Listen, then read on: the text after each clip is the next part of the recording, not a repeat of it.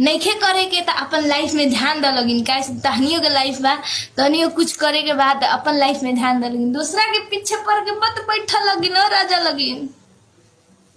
बहुत कुछ करे के बाद लाइफ में हमारा कितना गरियला लोग हमारा के कितना कुछ कहला लोग आखिर में आज समय है नु कहियो ब्रांडे रहेगा नामे ब्रांड बा पीठ दिखा देवे नु हेंगे तो आदमी चिन जाला सन सोम्या पकड़ लिया सोची नहीं थी कभी पाऊंगी आपसे